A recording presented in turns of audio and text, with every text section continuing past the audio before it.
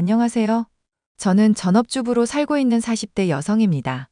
오늘 사연을 보내게 된 이유는 다름 아닌 저의 손윗동서 때문입니다.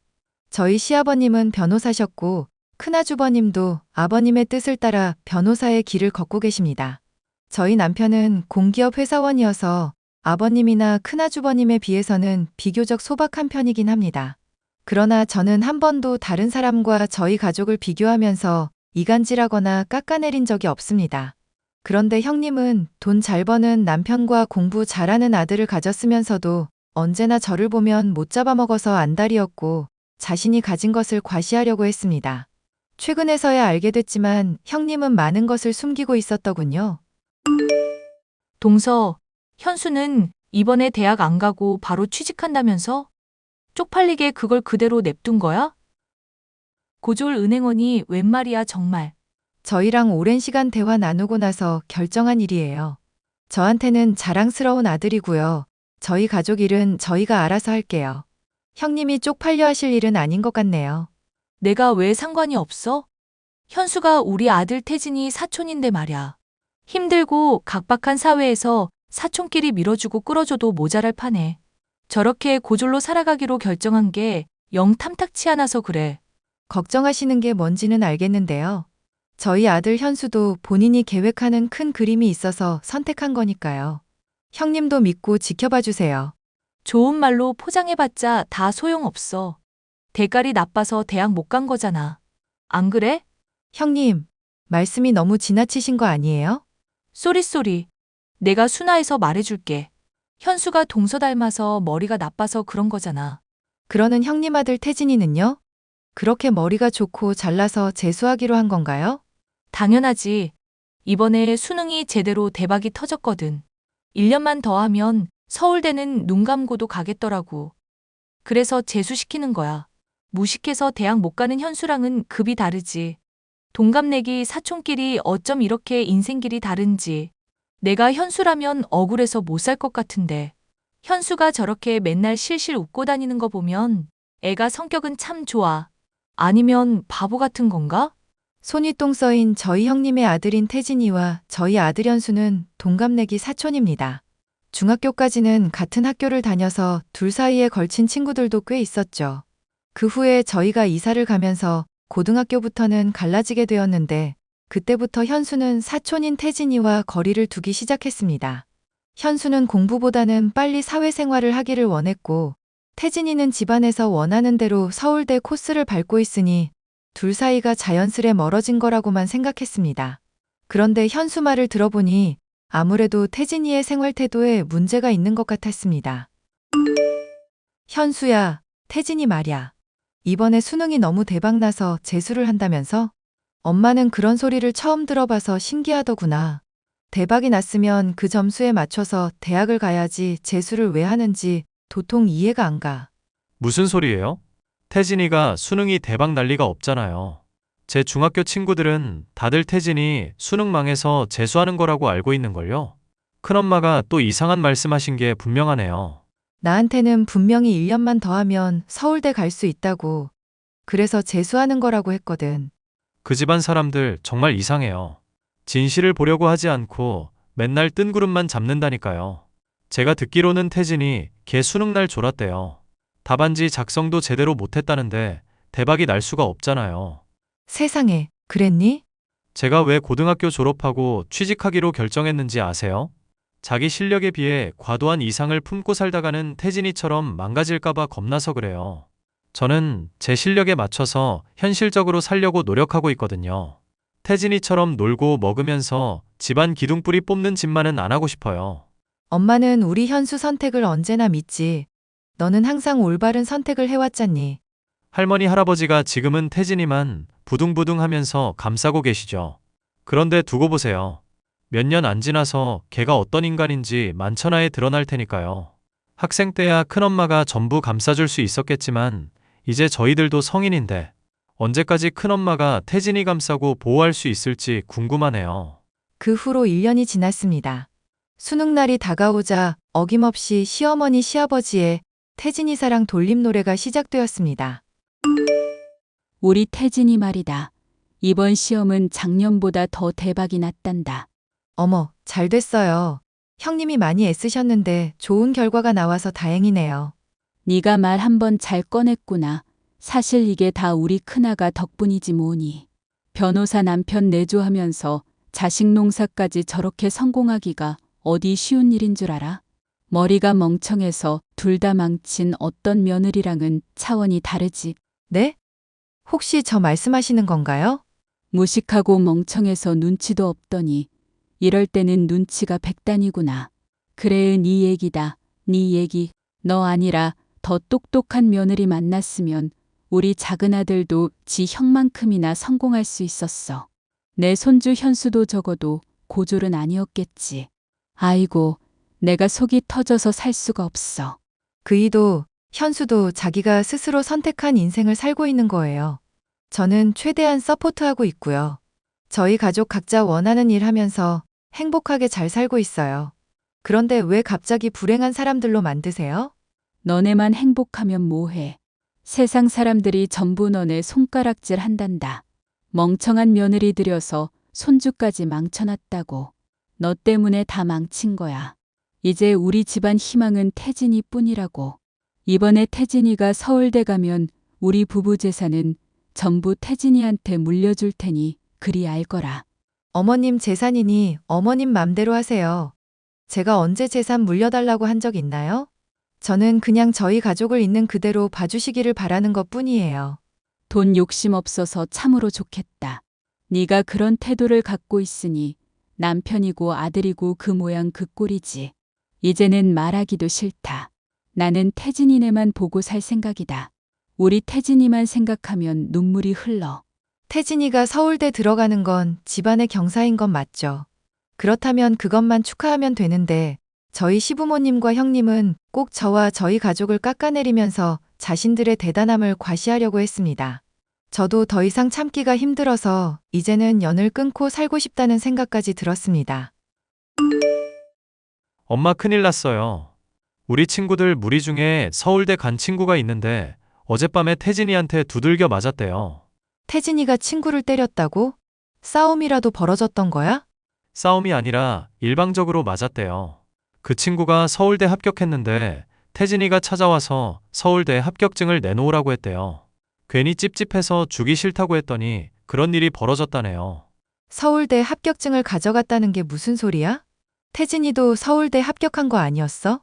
왜 친구한테 폭력까지 써가면서 합격증을 달라고 한 건데?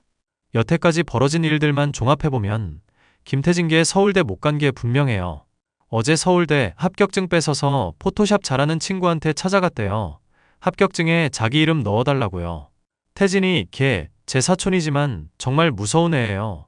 어디까지 망가질지 감도 안 잡힌다니까요. 이 일을 어떡하니? 빨리 다른 어른들한테 알려야 해요. 서울대 합격증 뺏긴 그 친구 부모님이 기자예요. 일이 엄청 커질 거라고요. 학폭이랑 학력 위조까지 엮어서 기사 낼 거라고 지금 단단히 벼르고 있어요. 제가 봐왔던 태진이는 조용조용하고 말수가 없는 아이였습니다. 그런데 그랬던 태진이가 밖에서 그런 나쁜 짓을 하고 다녔다는 것을 믿을 수 없었습니다. 형님, 저예요. 웬일이야. 그렇게 싫어하는 나한테 연락을 다 주고.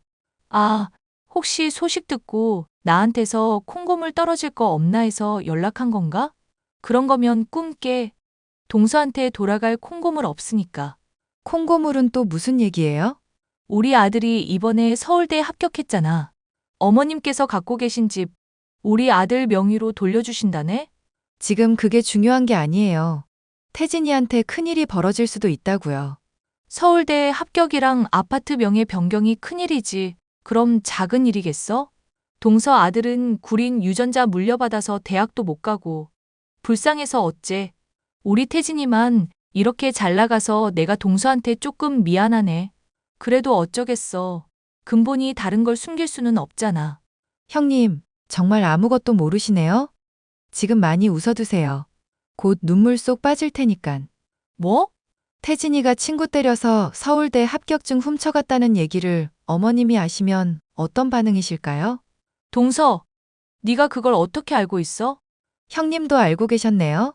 이제 보니 형님이랑 태진이랑 한통속이군요. 형님이 태진이 보고 합격증 훔쳐오라고 시키셨어요? 제가 아는 태진이는 그 정도 일까지 벌일 수 있는 간 큰 애는 아니었거든요. 그게 그런 게 아니라 동서 내가 다 알아서 처리할 거니까 제발 어머님한테만 말하지 말아줘. 무슨 소리예요? 형님한테 연락하기 전에 어머님한테 먼저 톡 보내놨거든요. 방금 읽으셨네요. 그걸 어머님한테 왜 말해? 지금 어머님이 문제가 아니에요. 태진이가 건드린 그 학생 부모가 언론사 기자라고요. 지금 기사 뜬다는 얘기까지 돌고 있는데 어떻게 막으시려고요? 어머님, 아버님 도움 없이 형님이 전부 뒷수습하실 수 있으세요? 기사?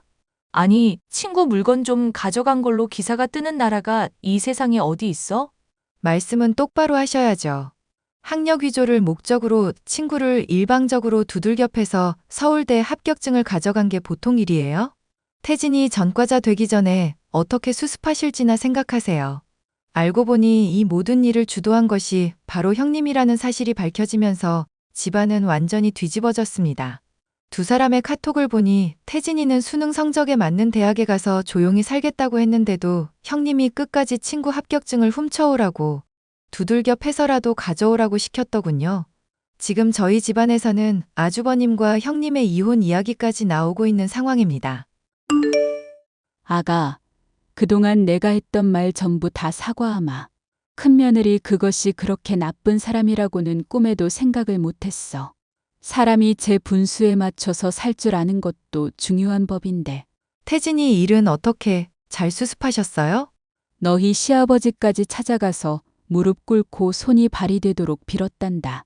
태진이도 잘못했다고 울면서 사과했고 병원비 물어주고 다시는 그 동네에 얼씬도 하지 않는 조건으로 조용히 넘어가기로 했단다. 너가 미리 얘기해주지 않았다면 정말 큰일 날 뻔했어. 일이 그렇게 커질 뻔했는데 형님은 도대체 뭘 믿고 자기가 다 알아서 한다고 큰 소리를 뻥뻥 쳤던 건지 모르겠네요. 말도 마라. 걔 머릿속에는 똥만 들었어. 우리가 나서서 사건 수습하고 나니까 나한테 뭐라고 하는지 아니. 태진이가 이제 한국에서 살기가 힘드니까 유학 보내달라더라. 미국 가서 1년만 공부하면 하버드 들어갈 수 있다면서 유학 자금을 달라는 거 있지? 기가 차서 말도 안 나오더라. 형님은 아직도 정신 못 차리셨네요. 태진이는 당분간 내가 데리고 있으려고 한다. 이번 일 통해서 마음의 상처가 컸던 것 같아. 그리고 현수랑 태진이도 다시 친하게 지내게 해줄 수는 없을까? 현수가 속 깊고 순하잖니. 지금 태진이 옆에는 그런 친구이자 가족이 필요한 시기일 거야. 저한테도 잠시만 시간을 주세요.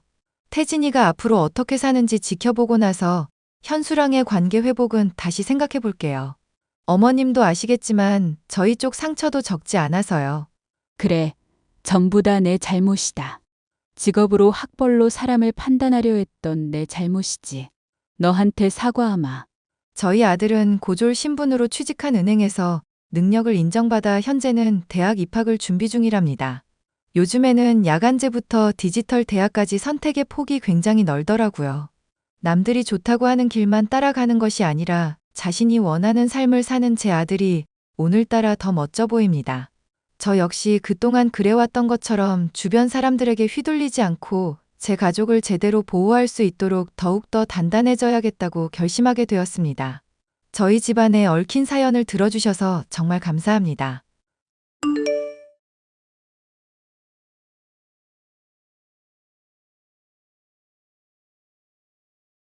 안녕하세요.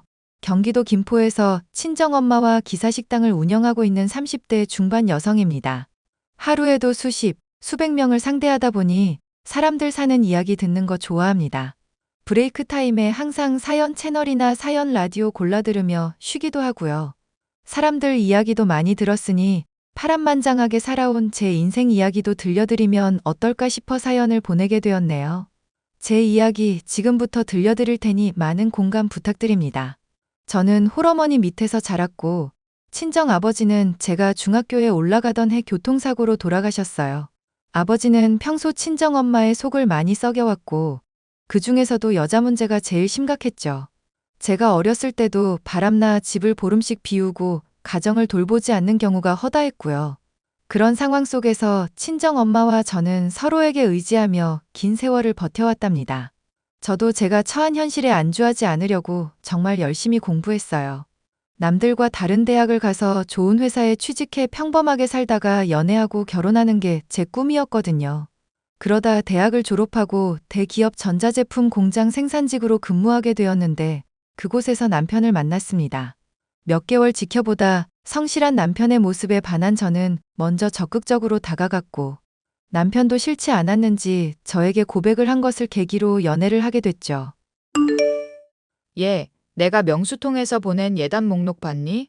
이제 확인하려고요. 잠시만요, 어머니. 보내주신 게 이게 맞죠? 내가 보낸 지가 언젠데 그걸 이제 본다니? 아무튼 요즘엔 다 그 정도 한다니까 너도 그대로 해오면 될 것 같구나. 따로 꾸민비 안 받을 테니까 꼼꼼하게 잘 챙겨오고. 아니, 이건 그래도 너무 과한데요? 어머니 모피코트는 그렇다 치는데 어머니가 명품 가방이 왜 이렇게 많이 필요하세요? 이불이나 이런 것도 아니고. 왜긴 내 나이 되면 그런 거라도 과시해야지. 멀쩡하게 자식 시집 장가 다 보내놨으면 여생 편하게 살다 가는 게 부모 도리 아니겠냐. 명품 가방이 좀 그러면 금반지나 금 목걸이로 줘. 일단 저 혼자 생각할 문제가 아닌 것 같아요. 너무 과한 것 같기도 하고요. 과하긴 뭐가 과해? 내 귀한 아들 훌륭하게 키워준 값인데. 너희들도 자식 낳아봐라. 내 심정 이해할 거다. 이해는 무슨 이해요? 어머니, 이거 다시 검토해 주세요. 생전 접해보지도 않으신 명품도 과하고 정작 필요한 건 목록에서 아예 다 빼버리시고. 정말 너무하세요. 야, 너 사람 참 웃기게 만든다? 내가 과한 거 바랬니? 내 친구들도 그렇고 복덕방 김씨도 이 정도는 받았단다. 현실적으로 가능하다 생각하세요? 현금 해단도 별도로 해야 하고 죄다 어머니 치장할 것들이잖아요. 아무튼 해오라는 대로 해와. 무슨 말이 이렇게 많니? 암튼 그런 줄 알고 있으마. 자기야, 어머니가 주신 예단 목록 봤어? 나한테 연락 오셔서는 이거 그대로 해오라시는데? 정말 너무하신 거 아니야? 내가 자세히 안 봐서 모르겠네. 잠시만. 볼 것도 없어. 죄다 명품의 금덩이에. 아니 자신 치장하는 게 무슨 예단이야? 그러려면 따로 꾸민비를 달라는 게 맞는 거지. 현금 예단을 1억씩이나 달라는 사람이 어딨어? 그리고 당신 나랑 최대한 간단하게 하자며. 근데 어머님은 전혀 그런 눈치가 아니시던데? 아, 엄마가 뭔가 착각했나 봐. 내가 다시 말해볼게. 이건 내가 생각해도 과해. 당신이 잘 말씀드려봐. 복덕방 이 씨인지 김 씨인지 들먹거리면서 굳이 자기도 저렇게 받아야겠다는데 난 저거 납득이 안 가거든. 자기가 많이 속상했겠다. 일단 나 일 중이니까 내가 끝나고 연락할게. 결혼 준비를 하면서 저와 남편은 참 많이도 싸웠습니다. 중간에서 이리 치이고 저리 치였을 남편 생각하면 안타깝지만 시어머니가 상식 밖의 행동을 하셨어서 제가 조금이라도 수그리는 눈치를 보이면 득달같이 달려들어 뭐라도 더 뜯어내려고 하셨죠. 특히 예단 문제에 아주 민감하셨습니다. 혼수도 그렇고요. 어찌나 최고급 명품을 찬양하던지 정말 진절머리가 날 정도였어요. 결혼하면서 제일 중요한 건 저와 남편인데 왜들 주변에서 이래라 저래라 말들이 많은지 이해가 가질 않았습니다. 그런 부류의 사람들의 시어머니도 포함되어 있었죠. 너무나도 당당하게 과도한 예단을 요구했고 그로 인해 파혼을 선언할 정도로 조금 심하게 다투기도 했답니다. 웃긴 건 남편도 제 편을 들어주는 척하면서 결국 시어머니를 옹호했다는 거였죠. 예단은 아직이니? 미리미리 준비해야 하는 거 몰라? 어머니, 아무리 생각해도 과하다니까요. 제가 저번에 말씀드린 대로 조금 수정해서 다시 보내주세요. 이대로는 너무 과해서 안 돼요. 아니 얘가 진짜 너 정말 이럴 거야? 우리 아들이랑 결혼하기 싫어? 당신, 어머니한테 말씀 안 드렸어? 그게 나도 잘 모르겠어. 굳이 예단을 다 따져가면서 해야 해? 그럼 따질 건 따져야지. 아니, 어머니 죄송하지만 생각해보세요. 제가 재벌집도 아니고 대충 상황 아시면서 어떻게 그렇게 많이 해오냐고요. 밍크 코트? 다이아 반지? 어머니가 그런 걸 하기나 하세요? 어머, 너 지금 나 무시하냐? 내가 아무리 동네 아줌마처럼 편하게 하고 다닌다지만 너까지 그렇게 생각하면 안 되지. 우리 아들이랑 결혼하면서 이 정도는 각오한 거 아니야? 아, 그런 의미시라면 제가 단단히 착각했네요. 지금 자식 팔아 장사하시는 것도 아니고 예단으로서 가치를 매기기엔 지나치게 어머니 위주예요. 참나, 그렇게 안 입고 오면 그냥 이 결혼하지 마라. 자기야, 그냥 엄마가 해달라는 대로 해주면 안 돼? 못 해올 형편도 아니고. 그냥 큰 소리 내지 말고 해와주라. 와, 어이가 없네. 해도 해도 정도 것이지. 이건 너무하잖아. 너 중간 역할 잘하지도 못할 거면 끼지나 말던가. 저는 아무래도 이 결혼 못하겠네요. 예단 빵빵하게 잘해주는 부자 며느리 들이세요. 엄마, 나 미치겠어 진짜. 왜? 무슨 일 있어? 아니, 어머니가 예단 목록 보내주신 거. 누가 보면 재벌집이 결혼하는 줄 알겠다니까? 받을 거 다 받아놓고 현금 예단도 다 따로 해오라 그러고. 1억이 네 집게 이름도 아니고 도대체 왜 그러시나 몰라. 하나밖에 없는 아들 장가 보내려니 이것저것 드는 생각이 많으시겠지. 표현의 방식이 조금 다르다 생각하면 안 될까? 달라도 너무 달라. 어쩜 돈을 그렇게 밝히시는지. 이거 자식 팔아 장사 미천 챙기는 거 아니냐고. 짜증나 진짜. 진정하고 마음 좀 가라앉혀. 원래 결혼이라는 게 다 그런 거란다. 그냥 원하는 대로 해드려. 그래야 나중에 너 할 말 생긴다? 결국 시어머니는 현금 예단만 7천만 원 받기로 했습니다. 결혼하면서 저희한테 보태주신 것도 없는 마당에 현금 예단을 7천만 원씩이나 드리는 게 참 아이러니했지만 뭐 어쩌겠습니까? 당시엔 남편을 사랑했고 모든 게 결혼을 하기 위한 과정이겠거니 생각했으니까요. 아무튼 우여곡절 끝에 결혼식을 올렸지만 결혼 후에 더 큰 문제를 알아버렸습니다.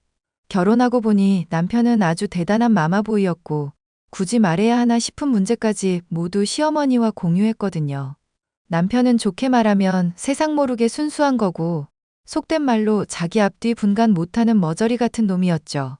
그 중에서 제일 문제였던 건 생각 없이 내뱉은 농담에 듣는 사람이 기분 나빠할 수 있는 문제임에도 불구하고 그런 걸 인지하지 못했어요.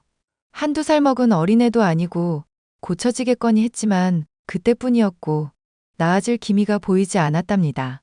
결국 제가 정색하면서 남편을 불러 앉혀놓고 마마보이같이 행동해서 스트레스 받게 하면 바로 이혼이라고 으름장을 놓으니 그땐 또 가만히 있더라고요. 덕분에 한동안은 조용하게 지낼 수 있었죠. 결혼하면서 홀어머니 밑에서 자랐다고 무시받을까봐 친정엄마는 으리으리할 정도로 혼수와 예단을 챙겨주셨습니다. 신혼집도 마련할 때 2억 주셨고 남편 결혼 선물로 새 차도 사주셨죠. 와, 장모님 이게 정말 제 차예요? 마음에 드나? 내가 직접 전해주면 좋은데 면허도 없고 차를 못 끌어. 내가 선물 느낌 나게 리본도 달아달라 했는데 예쁘게 잘 전달됐구먼. 장모님 차 고르시느라 애쓰셨네요. 그래도 이왕 사주시는 거 외제차로 사주시지. 야, 그냥 얌전히 타고 다녀. 이 상황에 뭔 외제차야? 새 차 사준 것도 감지덕지 해야지. 내버려둬라. 얼마나 기분 좋으면 저러겠어? 내가 차에 대해서 잘 몰라서 그런 거니까 나중에 점검받고 그러게. 솔직히 이 가격에 이 옵션이면 BMW에서 이 정도 살 수 있어요. 외제차가 괜히 외제차가 아니거든요. 장모님이랑 나래가 이해를 잘 못하신 것 같네요. 자기야, 적당히 해. 엄마가 자기 생각해서 해준 건데 그냥 감사하다는 말 한마디만 하면 되는 거 가지고. 이따 집에 가서 보자 넌. 아휴, 내 승질머리도 알아줘야 해. 최서방이 얼마나 좋으면 그러겠니. 하도 얄미운 짓 골라 하는 남편 놈의 주둥이를 얄미운 짓 할 때마다 한 대씩 때렸더니 삐쳐가지고는 아무 말도 안 하더라고요. 자기가 필요할 때만 저한테 말 걸고 아부하는 시기였습니다. 그렇게 조금의 시간이 흘러 친정엄마가 모처럼 시간이 남는다며 우리 부부가 먹을 반찬을 잔뜩 해다 주셨어요. 갑자기 시어머니도 신혼집에 놀러 왔길래 다 같이 저녁을 차려서 같이 먹었는데 음식을 하나하나 평가하시더라고요. 듣는 제가 다 기분이 나빴지만 사람마다 기준이 다를 수 있겠다 생각하고 그러려니 하고 넘겼습니다. 친정엄마도 뭐라 안 하는데 제가 나서버리면 난처한 입장이 될 수도 있기 때문이었죠. 하지만 그뿐이 아니었습니다. 며칠 뒤 시어머니가 연락이 오셔서는 남편 밥도 제대로 안 해 먹인다며 온갖 구박을 하셨거든요. 얘, 이 반찬들 다 뭐니? 엄마가 저희 먹으라고 해다 주셨어요. 저번에 쉬는 날에 갖다 주신 거예요. 왜요? 내가 먹어보니 죄다 조미료 맛만 나는구나. 사람이 먹는 음식을 이렇게 하시다니. 아니, 그럼 식당에도 이따위 반찬으로 장사를 하시는 거야? 어머니, 말씀이 심하시네요. 이따위 반찬이란요. 사람마다 입맛이 다를 수 있는 건데 어머님 입맛에 안 맞는다고 어떻게 그렇게 말씀하실 수 있으세요? 내가 틀린 말 한 것도 아닌데 뭘 그러니? 너야 너네 엄마가 해준 음식 먹는다지만 귀한 우리 아들은 이딴 거 못 먹인다. 그러게 여보, 장모님 음식 솜씨형 아닌데? 이래서 장인어른이 바람났나? 뭐? 지금 말 다 했어? 너 제정신이야? 울 엄마한테 요리 좀 배우셔야겠네. 바람난 남편도 돌아오게 만드는 손맛이거든.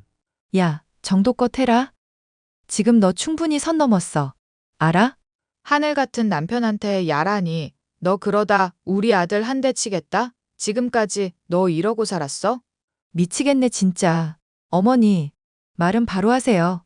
아무리 맛이 없고 자기 스타일이 아니어도 그냥 그러려니 하고 지나갈 수 있는 문제인데 꼭 이렇게 걸고 넘어가서 이사달이 나게 만드세요? 왜 그렇게 저희 친정 못 잡아먹어서 안달인데요? 우리 아들이 틀린 말 했어? 너희 친아빠가 바람나서 집 나간 이유를 알겠네. 예로부터 여자가 집안 살림만 잘해도 남자가 집에 들어온다고 했어.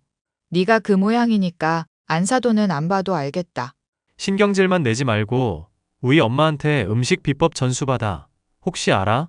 장모님 식당도 더 잘 될지? 그 입 안 닥쳐? 왜 자꾸 우리 엄마를 걸고 넘어지는 거야? 해도 너무하네.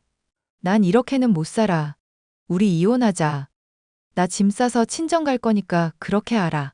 그리고 우리 신혼집 당장 부동산에 내놓을 거야. 네 돈 들어간 거 없으니까 아쉬운 거 없겠지? 니네 엄마 평생 끼고 살면서 맛있는 거 많이 얻어먹어라. 저는 남편에게 쏴붙이고는 그 길로 친정으로 와버렸어요. 그러고는 친정엄마에게 그동안 있었던 모든 사실을 말씀드렸고 남편과 이혼하겠다고 했습니다. 그런데 생각보다 친정엄마는 의연하셨어요. 노발대발하실 줄 알았는데 그런 집안이랑 더 이상 엮이지 않아도 된다며 너무 좋아하셨거든요.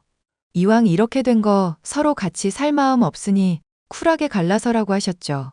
요즘엔 이혼이 흠도 아니라며 되려 제가 기라도 죽을까봐 손을 꼭 잡아주시며 용기를 북돋아 주셨습니다. 날이 밝자마자 변호사를 선임해 이혼 소송을 진행했어요. 손쉽게 이혼해주지 않을 거라는 건 진작에 알았으니까요. 이혼 소송에 들어가니 생각보다 시간이 오래 걸렸습니다. 재산 분할할 것도 없었는데 남편이 저에게 위자료를 달라고 소송을 걸었거든요. 하지만 소송은 저한테 유리하게 흘러갔습니다. 남편이 가정에 기여한 기여도도 작고 시어머니로 인한 결혼 스트레스도 이혼 사유가 될 수 있다더군요. 더군다나 저희 친정엄마까지 모욕했으니 이혼 사유로는 더할 나위 없었죠. 당신 정말 이럴 거야? 이대로 나랑 끝내겠다고? 응, 내가 한 말 뭘로 들었어? 난 너랑 같이 살 생각 없어. 인생 100세 시대인데 앞으로 70년 넘게 너랑 살라고? 난 못하지. 그럼 진짜 이혼하자는 거야? 나랑 장난해? 내가 가짜로 이혼하자고 소송까지 하겠어? 더 이상은 지긋지긋해서 못 살겠으니까 이혼해. 위자료도 안 받겠다며. 정말 나랑 끝인 거야? 사람 참 답답하네. 그래. 너 돈 없는 거 아니까 안 받는다고. 그러니까 너네 잘난 엄마랑 지지고 볶고 아주 행복하게 살라니까? 나 아직 당신 사랑하는데 무슨 소리야. 제발 이러지 말고 생각 좀 고쳐먹어. 뭔 생각을 고쳐먹냐? 네가 내 입장에서 한 번이라도 생각해 본 적 있어? 적어도 그랬으면 이혼까지는 안 했지. 마마보이에다가 세상에서 네가 제일 찌질해. 내가 엄마한테 잘 말해볼게. 그러니까 제발 이혼하지 말자. 아니 소송까지 하고 법원까지 온마당에 뭔 개소리야. 너도 나한테 위자료 달라고 소송 걸었잖아. 뭐 견줄 것도 없었지만. 내가 잘못했어. 그러니까 제발. 응? 됐고, 너네 엄마 끼고 살면서 맛있는 거 많이 얻어먹으면서 살아. 난 너랑 더 이상 할 이야기 없어. 앞으로 한 번만 더 연락하면 가만 안 둬. 너네 엄마 비위 맞춰주는 좋은 여자 만나길 바랄게. 그렇게 이혼 판결이 났고 모든 관계가 정리되었습니다. 하지만 이혼을 했는데도 불구하고 남편이 끈질기게 달라붙어서 한동안은 고생했어요. 친정엄마가 운영하는 식당에도 찾아오고 친정집에도 매일 같이 찾아오며 울고불고 매달리는데 정말 짜증났습니다. 결국 저는 남편에게 접근금지 명령과 통신제한까지 걸어버렸어요. 법적인 조치를 하니 더는 어쩌지 못하고 종종 친정엄마한테 문자 보내는 게 전부였습니다. 물론 그마저도 차단시켜버렸죠. 저는 친정엄마와 같이 식당 운영을 하면서 차근차근 일을 배워나갔습니다. 제가 SNS로 홍보도 많이 하니 많은 사람들이 찾아왔고 기사님들뿐 아니라 관광객, 젊은 사람들, 고객층이 아주 다양해졌어요. 지역 맛집에 선정되기도 하고 깨끗한 먹거리 식당으로 선정되기도 하며 아주 승승장구하게 되었죠. 앞으로 더 승승장구할 예정이고요. 저도 열심히 일 배워서 식당 물려받기로 했습니다. 그리고 이혼을 경험한 뒤로는 남자라면 아주 치가 떨려요. 아직 젊다면 젊은 나이지만 남자 생각도 딱히 없고 이번 기회에 하고 싶던 일 마음껏 하며 살아보려고요. 저와 비슷한 상황에 처하신 분도 좌절하거나 슬퍼하지 마시고 새로운 기회라고 생각해 보세요. 내 인생의 주인공은 언제나 자신뿐이니 오롯이 저만을 위한 인생을 살아가 보려고 노력하신다면 정말 상상 그 이상으로 멋진 나날이 계속 될 겁니다. 제 사연은 여기까지고요. 많은 공감이 되셨다면 좋아요 부탁드리겠습니다.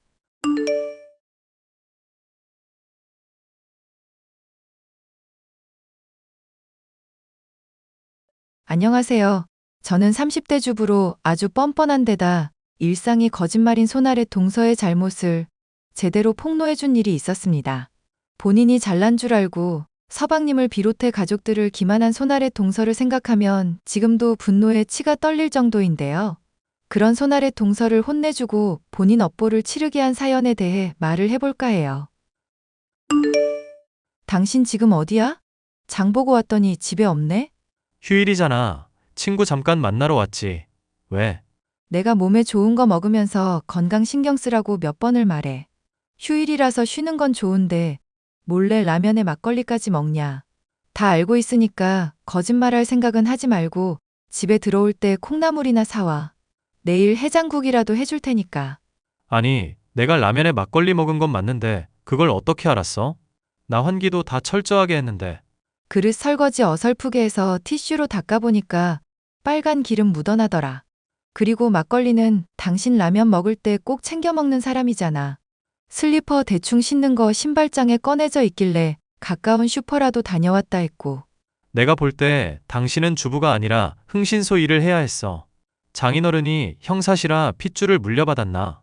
이런 거 아주 귀신이란 말이야. 그렇게 띄워줘봤자 별로 달갑지도 않으니까 좋게 말할 때 건강 챙겨, 알겠어? 어이구, 여부가 있겠습니까, 마님. 그래도 내가 진우보다는 훨씬 슬림하고 건강하잖아.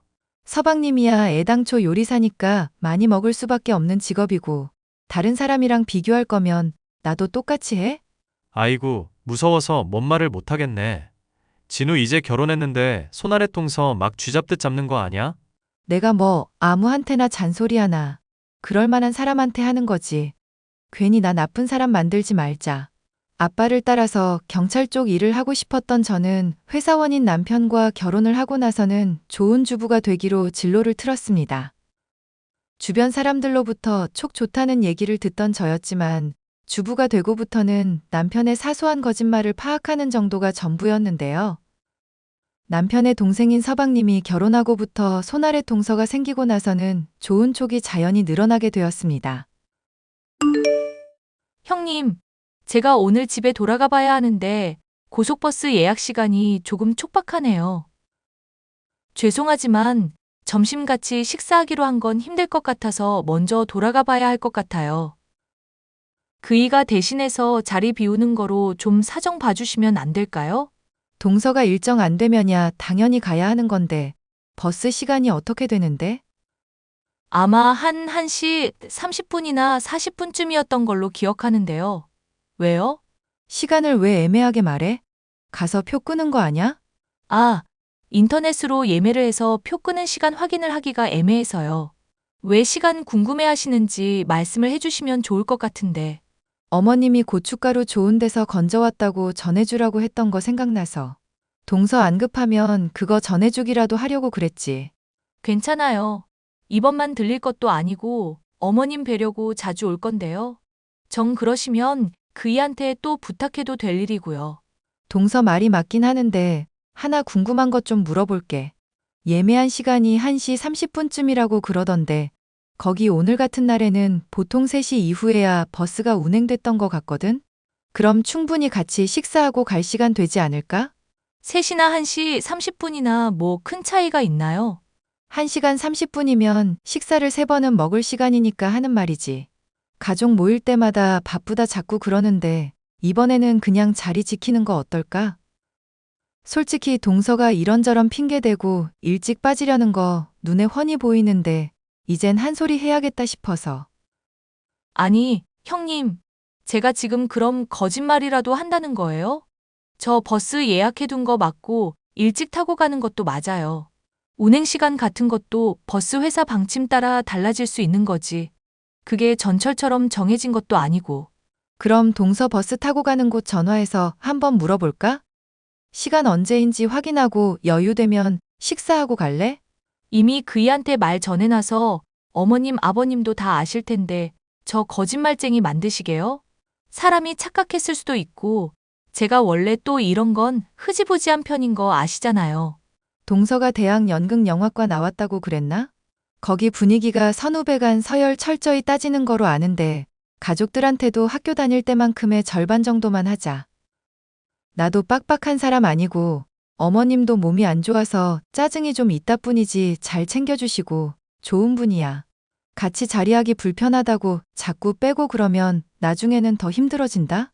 그럼 그렇게 말씀을 하시면 되지. 제가 연극 영화과 나온 건 왜 거론하세요? 설마 제가 가족들한테 연기라도 하고 거짓말한다. 이 말씀 하고 싶으신 거 아니죠? 왜 아니겠어. 딱 그 얘기야. 그러니까 앞으로 신경 좀 써달라고. 가족들끼리 모일 때라든가 김장을 하는 등 힘든 일이 있을 때마다 사소한 거짓말을 하며 빠져드는 손아래 동서의 모습을 가족들은 이해해줬지만 저는 참고 넘기기가 어려웠습니다. 빤히 보이는 거짓말을 지적해도 매번 같은 잘못을 저지르는 손아래 동서의 모습에 한숨이 나올 때가 많았는데요. 이런 손아래 동서의 거짓말로 힘든 것은 저만이 아니었던 모양인지 서방님이 어느 날인가 고민을 상담해왔습니다. 형수, 제가 형한테는 이런 말 해봤는데도 소용이 없어서 얘기를 드리는 건데요. 아무래도 집사람이 저 몰래 바람을 피우는 것 같아요. 동서가 바람을 피우는 것 같다고요? 서방님이 그렇게 생각하시는 이유를 여쭤봐도 될까요? 확실한 건 없어서 아직은 잘 모르겠어요. 뭔가 이상하다 싶었던 거 사소한 거라도 말씀해 주세요. 그런 게 또 단서가 되는 경우가 있으니까요. 가령 핸드폰 같은 거 제가 궁금해서 뭐 하나 보려고 하면 신경질 내더라고요. 사귈 때는 재미있는 거 있으면 먼저 보여주던 사람인데 그러는 게 이상해서요. 또 저랑 같이 본 영화 아닌데 착각하는 때도 있었고요. 그래요? 확실히 그것만으로 단정 짓기는 모호하기는 한데요. 솔직히 가족들끼리 모일 때도 저 남겨두고 맨날 먼저 빠져나가는 것도 이상하지 않습니까? 말로야 엄마 잔소리가 힘들어서 그렇다는데 엄마 없을 때도 내빼는 것도 한두 번이 아니고요. 동서가 좀 자주 빠지긴 했죠. 형수, 제가 지금 의처증인 건 아니겠죠? 저 요즘 일도 안 잡혀서 요리하다가 실수하고 손가락까지 칼에 베이고 아주 난리가 납니다. 밤새도록 일하고 늦을 때면 집에서 다른 놈이랑 놀아놨었으려나 싶고 오만 생각이 다 들어요. 별일 아닐 수도 있으니까 우선 진정부터 하시고요. 만약 진짜라는 거 밝혀지면 어떡할지부터 생각을 하시는 게 좋을 것 같아요. 아직은 애도 없으니까 이혼을 하든지 해야 하지 않겠습니까? 그래서 말인데 형수가 좀 도와주시면 안 될까요? 촉도 좋으시니까 이런 일도 잘하실 것 같아서. 평범한 주부로서 내키지 않는 기분이었지만 손아래 동서가 평소 마음에 들지 않았었던 것과 서방님의 간곡한 호소에 마지못해 수락하게 됐습니다. 그리고 얼마 지나지 않아서 저는 손아래 동서가 불륜을 저지르고 있다는 증거를 두 눈으로 똑똑히 볼 수 있었습니다. 친근해 보이는 다른 남자와 팔짱을 끼고 모텔에 들어가는 모습이었고 전 서방님에게 힘든 진실을 전달드려야만 했죠. 서방님, 말씀하셨던 것처럼 동서가 바람 피운 건 확실하네요. 일 나가신 동안 몰래 따라가 봤더니 모텔에 갔더라고요. 감사합니다, 형수. 덕분에 미련 없이 이혼할 수 있을 것 같네요. 많이 힘드실 것 같은데 정말 괜찮으세요? 괜찮다고 하면 거짓말이겠지만 그래도 속은 후련해졌어요. 일단 왜 그랬는지 얘기부터 들어보고 그 다음에 이혼 도장 찍으려고요. 가족들한테는 알리지 않아도 괜찮겠어요? 서방님이 알아서 잘하시겠지만 아무래도 걱정이 돼서요. 죄송한 부탁입니다만 형 비롯해서 가족들한테는 당분간만 비밀로 해주시면 안 될까요? 일단 얘기를 들어봐야 확실한 판단이 설 것 같아서요. 이런 일은 원래 끌면 끌수록 더 힘들어지기만 할 뿐이에요. 가족들에게 얘기하고 이혼을 하든지 하시는 게 좋을 것 같은데요. 서방님은 결국 저의 의사를 따라 가족들에게 손아래 동서의 불륜 사실을 털어놓았습니다. 양가 집안은 난리가 났고 당연히 손아래 동서는 이혼을 당할 거로 생각했죠. 하지만 손아래 동서가 가족들에게 눈물로 호소하고 반성을 하는 모습을 보인 덕분인지 서방님을 비롯해 그 누구도 이혼에 찬성하는 사람은 없었습니다. 저는 손아래 동서의 호소가 연기라는 게 훤히 보였기 때문에 언제고 이런 일이 재발할 거로 생각했고 두 사람이 이혼을 해야만 한다. 계속 주장했습니다. 여보, 이런 이야기 하기가 좀 미안하기는 한데 진우가 많이 힘들어해서. 설마 동서랑 이혼하라는 거 그만 말하라는 거 아니지? 왜 아니겠어? 가족들 모일 때마다 자꾸 그 얘기 꺼내니까 분위기도 안 좋아지잖아.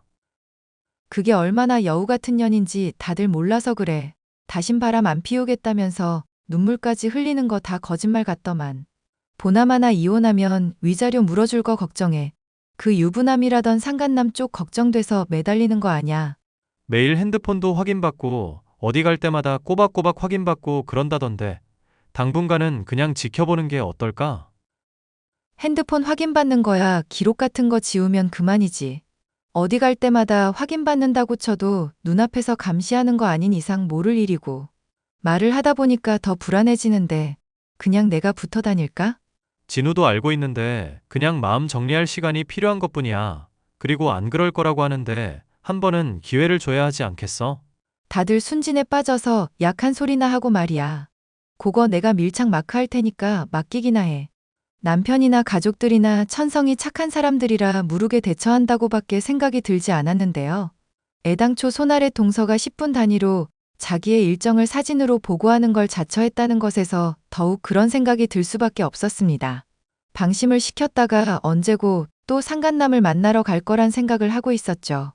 당장해야 잠잠하지만 언제고 사고를 칠 거라고 예의주시한 지 1년여쯤 지났을 때 몸이 좋지 않아 요양병원에 계시던 시어머니가 임종을 앞둔 문제가 생기게 되었습니다. 동서, 어머님, 지금 아주 편찮으시다는 소식 전해 들었지? 서방님은 지방에 재료 보러 갔다가 지금 올라오고 계신다던데 같이 올래? 아니면 따로 올래? 어머님 아프신데 제가 지체할 수 있나요? 저도 당장 병원 가볼 생각이에요. 너무 늦지 않게 왔으면 좋겠어. 동서 이런 일 있을 때마다 항상 늦어서 내가 걱정돼서. 저 많이 달라진 거 아시잖아요, 형님. 어머님 마지막이 될지도 모를 순간까지 제가 늑장 부리진 않을 거니 걱정하지 마세요. 이따가 도착하기 전에 미리 전화해줘. 나는 곧 도착인데 상태 보다가 동서한테 무슨 일 있으면 얘기할게. 손아래 동서 역시도 임종을 앞두신 시어머니를 두고 헛짓거리를 하지 못하겠지 생각하던 중 어머님은 가족이 다 모이기도 전에 임종을 맞고 말았습니다. 이를 가족들이 모인 단톡방에 전했는데도 손아래 동서는 여전히 어머님이 있는 병실로 오지도 않고 아무런 반응이 없더군요. 연락해도 받지 않는 모습에 대체 이게 뭘까 의심이 되어 저는 남편에게 말을 해 양해를 구하고 차를 몰아 상간남과 손아래 동서가 관계를 맺었던 모텔로 이동했습니다. 어머님이 돌아가시는 심각한 날, 무슨 핑계를 댈지는 모르겠지만 이런 날이야말로 오히려 불륜을 저지르기 좋다고 생각하는 게 아닐까 하는 기이한 직감 때문이었는데요. 아니나 다를까 저는 상간남과 모텔에 들어가는 손아래 동서를 목격할 수 있었습니다. 동서, 어디길래 이렇게 도착이 늦어? 어머님 돌아가시는 마당에 마지막 못 지켰으면 빨리라도 와야 할 거 아냐. 서방님도 지금 지방에서 거의 다 올라왔다던데 마중이라도 하러 간 거야? 아니요. 그 이 마중 때문에 이러는 게 아니라 제가 너무 충격이 커서요. 어머님이 힘드셨던 게 제 잘못인 것만 같아서 택시 타고 가다가 많이 울었거든요. 그러다 탈진을 했는지 정신을 차려보니까 지금 응급실 아니네요. 다행히도 기사님이 바로 데려다 주셨어요. 정말 고마우신 기사님이네. 전화번호 알려줘. 따로 사례라도 해야겠다. 아니요. 정말 선의로 한 거라면서 안 알려주시더라고요. 그보다 제가 지금 당장이라도 거동해야 하는데 몸이 이래서 어떡하죠? 의사 말로는 적어도 1시간은 넘게 정향해야 한다고 해서 시간 좀 걸릴 것 같아요. 동서, 어머님 돌아가신 게 많이 힘든가 봐? 울다가 탈진해서 응급실까지 갈 정도면 제가 내색은 안 했어도 어머님 얼마나 따랐는지 잘 아시잖아요. 가시는 길 같이 못 있어드려서 너무 죄스러워요. 그렇게 몸 안 좋아지신 것도 다 저 때문인가 싶기도 하고요. 허이구? 말하는 것만 보면 아주 양심가 나셨네. 야, 이년아. 어머님 때문에 울다 탈진한 년이 응급실 실려간 척은 왜 하니? 상간남이랑 놀아나고 있으면서 왜 지극정성인 척 하냐고. 형님? 지금 갑자기 무슨 말씀을 하시는 거예요? 제가 상간남이랑 놀아나다뇨. 저 지금 응급실인데요? 좋아. 그럼 응급실인 거 믿어줄 테니까 영상통화 한번 해보자.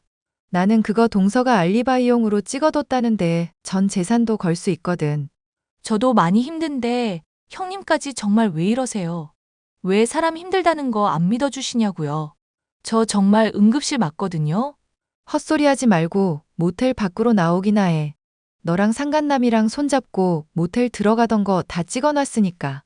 와, 설마 어머님 돌아가신 마당에 저 따라오신 거예요? 대체 무슨 생각으로 그러신 건지 이해가 안 가네요. 어머님이 너 때문에 돌아가신 거나 다름없는데 네 거짓말에 또 가족들 속아 넘어가게 내버려 두는 게 더 큰 잘못 아닐까? 형님, 잘 생각하셔야 해요. 그 일 안 그래도 힘들 텐데 제 일까지 또 겹친다고 생각해 보시라고요.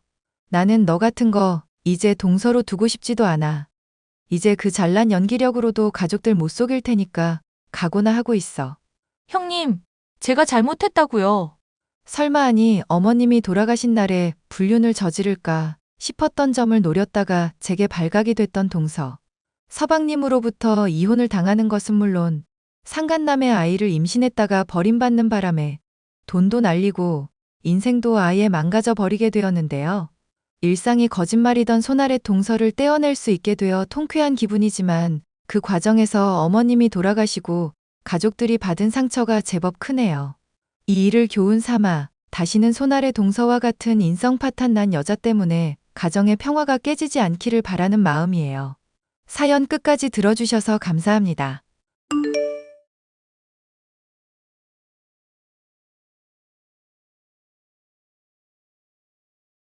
안녕하세요. 저는 화장품 회사에서 근무하고 있는 30대 여성입니다. 얼마 전 아버지가 돌아가시고 나서 남편과의 관계에서도 큰 변화가 있었는데요. 남편의 생각을 도저히 제 상식으로는 이해할 수 없어서 이렇게 사연을 보내게 되었습니다. 자기야, 장모님이랑 장인어른 사시는 집 몇 평이야? 짱 넓고 좋더라. 글쎄, 나는 잘 모르겠는데 50평은 넘는 것 같고 64평 정도였나? 두 분은 무슨 복이 있으셔서 서울에 그렇게 큰 아파트를 갖고 계실까? 그런 아파트가 있으면 밥 안 먹어도 배부르겠지? 나 같은 거지 새끼는 절대 느껴볼 수 없는 그런 기분일 거야. 갑자기 자기 자신을 왜 이렇게 비하해? 우리도 열심히 일하면 우리 아파트 가질 수 있어. 우린 틀렸어. 결혼할 때 부모한테 집 한 채 물려받고 시작해도 부족한 게 인생인데 우리는 전세 얻을 돈도 없어서 죄다 은행 빚이잖아. 우리 부모님은 젊어서 사기당해서 돈도 없고 집도 없고 그런 부모 밑에서 태어난 내 인생 초라하다 진짜. 자기도 나도 아직 젊고 열심히 일하고 있으니까 금방 대출금 갚을 수 있을 거야. 당분간 전세 살다가 괜찮은 매물 나오면 자가로 갈아탈 수도 있고. 자기는 머리가 꽃밭이야? 현실 감각이 없다 못해서 마이너스네. 처음에 전세로 시작한 부부가 어떻게 자가로 갈아탈 수 있어? 집값은 계속 오르고 월급은 안 오를 텐데. 우리 인생은 이제 끝이야. 이렇게 빌빌거리면서 살다가 나중에는 길거리에 나앉게 될걸? 자기는 집 얘기만 나오면 왜 이렇게 극단적이야? 지금 우리 나이에 서울에 자가 보유하고 있는 부부가 얼마나 된다고? 주위를 좀 둘러봐. 우리보다 젊은데 집 가진 부부들 생각보다 많거든. 자기처럼 현실 감각 없는 사람이랑은 얘기하기도 싫어. 저번 주 로또 당첨이 됐었어야 하는데. 도대체 내 차례는 언제 오지? 나는 돈도 없고 운도 지지리도 없네. 그냥 접시물에 코 박고 뒤져버릴란다. 남편은 가난한 집에서 자라 대학 등록금도 스스로 벌어서 낸 사람이었습니다. 저는 그런 점을 항상 칭찬했고 결혼할 때 시댁에서 지원받은 거 한 푼 없었어도 잔소리 한 번 한 적이 없습니다. 그런데 남편은 언제나 자기 인생과 남 인생을 비교하면서 자신을 한없이 가엾게 생각했습니다.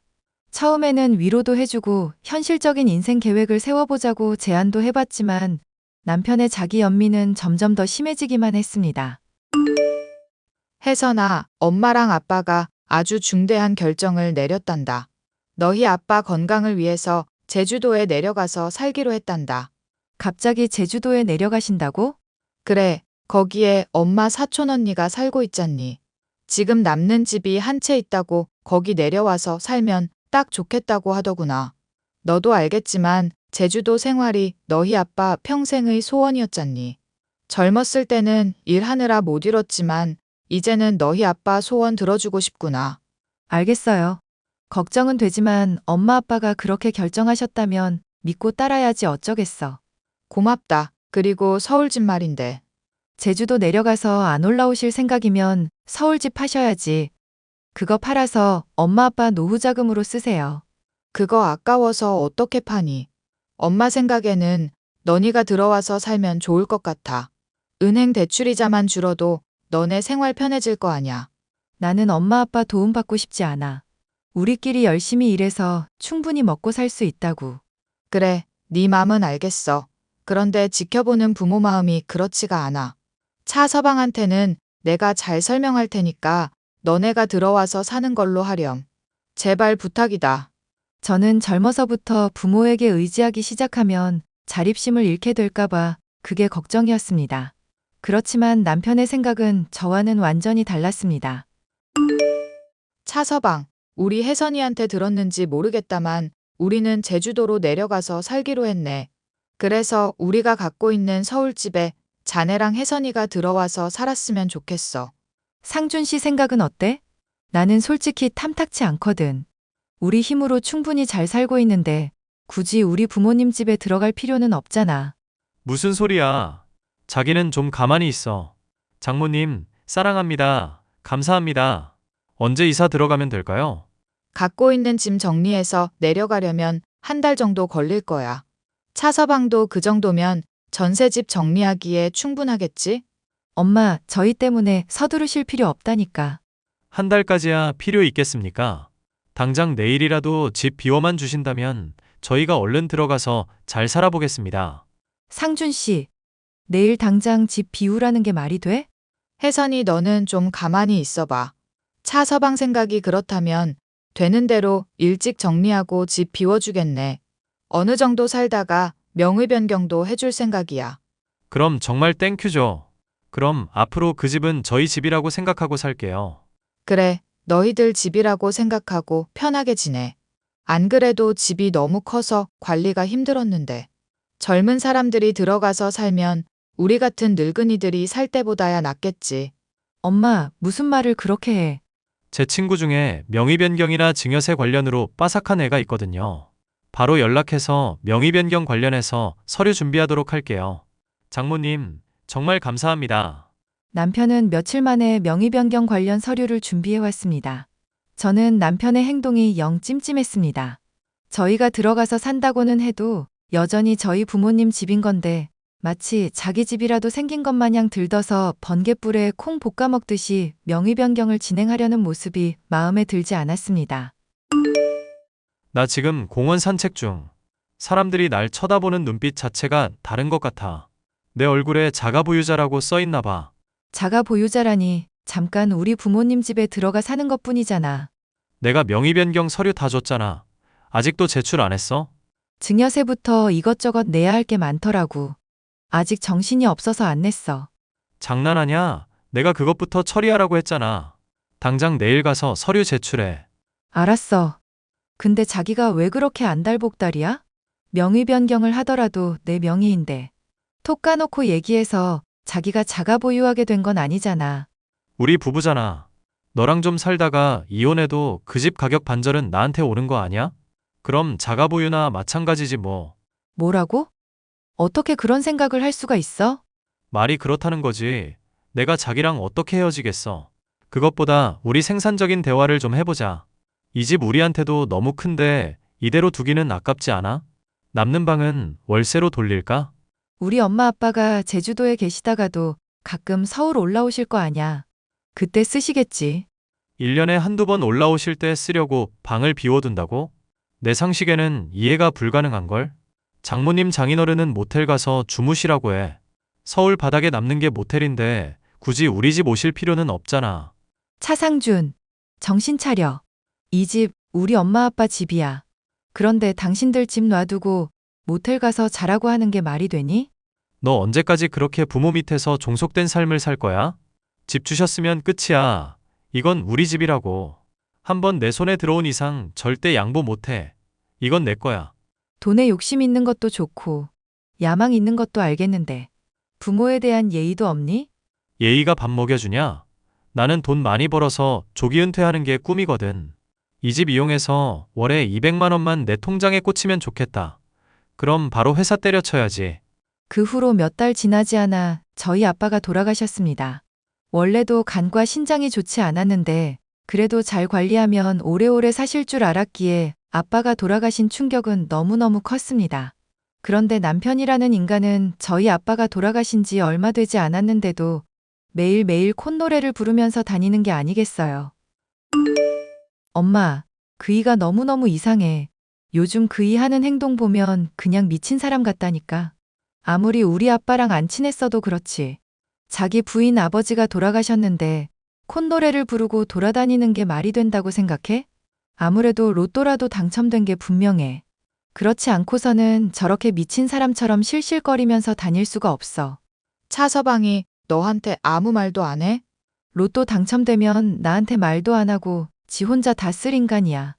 돈 욕심이 어찌나 많은지. 입만 열면 돈 돈 돈.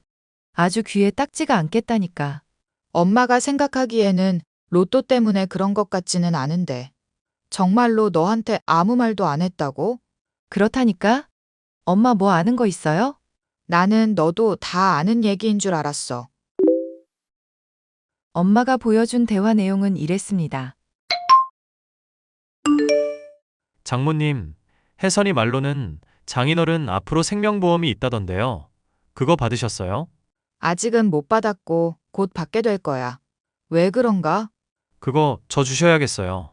장인어른이 돌아가셨으니 제가 이 집안의 유일한 남자잖아요. 그런 큰 돈은 제가 관리하는 게 맞죠. 날 걱정해주는 건 고맙지만 괜찮네. 젊어서부터 돈 관리는 내가 해왔어서 굳이 차서방한테 맡기지 않아도 괜찮아. 장모님, 이제 장인어른도 안 계신데 노후 어떻게 보내시려고 그러세요? 결국 제가 장모님 노후 책임져야 하잖아요. 그 돈 주시면 제가 장모님 남은 인생 책임져 드릴게요. 그러니까 일종의 관리비 같은 거라고 생각하시고요. 장인어른 생명보험금 저 주세요.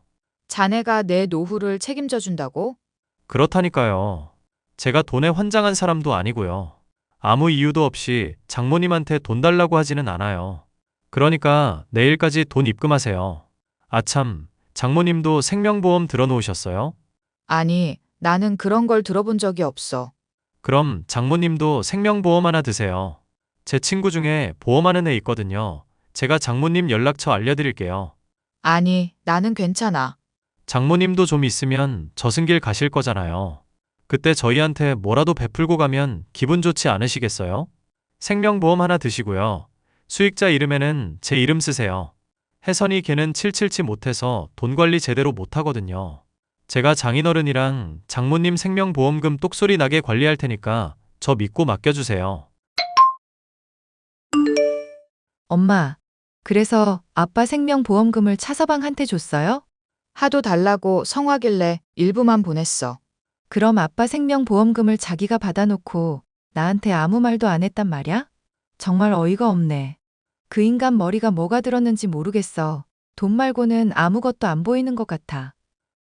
그래도 내 노후를 책임져 준다고 하잖니. 엄마, 설마 그 말을 진짜 믿는 건 아니죠? 나도 눈치가 있는데 어떻게 그 말을 전부 믿겠어. 그래도 완전히 거짓말은 아닐 거라고 생각했지. 아무래도 안 되겠어. 내가 확인해 봐야지. 어쩌려고 그래? 또 싸우려고? 싸워서라도 그 인간 진심을 확인해 봐야지. 저는 곧바로 남편에게 연락해 저희 엄마를 모시고 살자고 얘기해 봤습니다. 남편의 반응이 궁금해 떠본 것이었죠.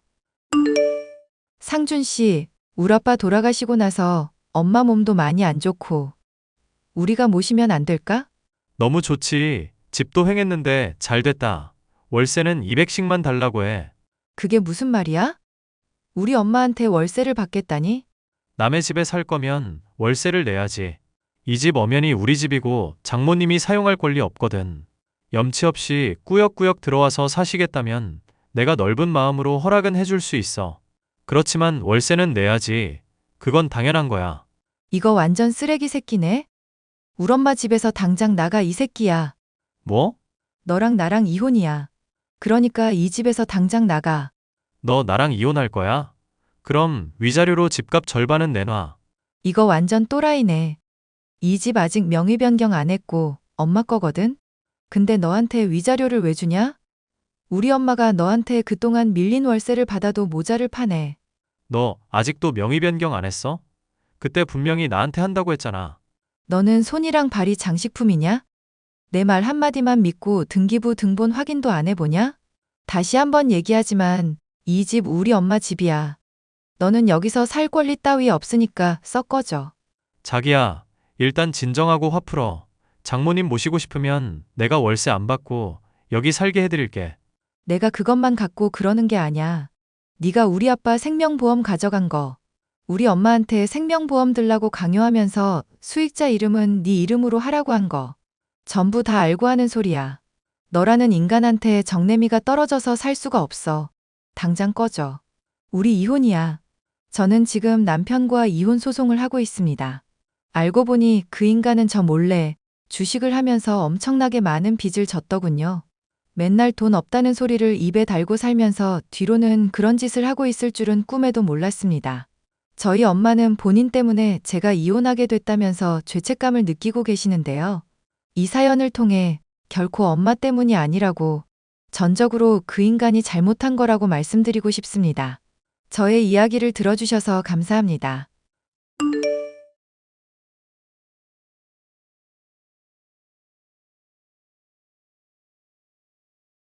안녕하세요. 저는 아버지 회사를 물려받기 위해 경영 수업을 받고 있는 30대 여성입니다. 어렸을 때부터 완벽했다고 생각한 제 인생에서 유일한 오점을 남긴 것은 바로 제 남편입니다. 제 남편과 제가 어떻게 만났고 그동안 무슨 일이 있었는지 얘기하고 싶어서 이렇게 사연을 보내게 되었습니다. 오늘 정말 즐거웠어요. 그동안 해외여행 숱하게 다녔어도 한 번도 한국 사람이랑 이렇게 번호 교환한 적이 없었거든요. 한국 와서 따로 연락해서 이렇게 만남 가진 건 지연 씨가 처음이에요. 저도요. 사실 저희 만났던 그 리조트가 한국 사람 거의 안 오는 곳인데 거기서 민석 씨를 만나게 되고 이렇게 인연이 이어지게 되어서 너무 신기하네요. 그 리조트가 가격대가 높아서 사람들이 잘 안 가는 곳이기는 하죠. 저야 워낙 자주 가니까 익숙한 곳이긴 하지만요. 거기 자주 가세요? 여행 좋아하시나 봐요? 초면에 이런 말씀드리기는 좀 그렇지만 저희 할아버지께서 돌아가시면서 저한테 물려주신 재산이 좀 많아요. 저희 아버지 어머니는 제가 어릴 때 교통사고로 돌아가셔서 제가 유일한 상속자였거든요. 돈은 많은데 가족이 없으니 제 마음이 어떻겠어요. 괜히 해외에서 제일 비싼 리조트 예약하고 제일 비싼 항공권 예매해서 날아가서 쉬고 오곤 했죠. 그렇게라도 하지 않으면 외로워서 미칠 것 같더라고요. 그런 아픈 사연이 있으셨군요. 그런 것도 모르고 저는 오늘 하루 종일 제 가족 얘기만 했네요. 죄송해요. 지연 씨 가족 이야기 듣는 거 정말 재밌었어요. 아버님이 사업을 하시고 지연 씨가 늦둥이 외동딸이라고요. 어렸을 때부터 저를 싫어하는 사람들이 많았어요. 어떻게 보면 집안도 그럭저럭 사는 편인데다가 외동딸이라서 귀여움을 독차지했거든요. 그래서 더 이 악물고 악착같이 살았어요. 공부도 교우 관계도 항상 완벽하게 유지하려고 노력했거든요. 그러다가 가끔씩 번아웃이 오면 이렇게 혼자서 여행을 떠나곤 했어요. 그날도 그렇게 혼자 지내고 있었는데 민석 씨를 만나서 여행이 더 재미있어졌지 뭐예요. 해외에서 우연히 만난 것 치고 저희 참 통하는 게 많은 것 같죠? 지연 씨만 괜찮으시다면 저희 계속 만나보면 어떨까요? 저도 사실 민석 씨 처음 본 순간부터 예사롭지 않은 인연이라고 생각했어요.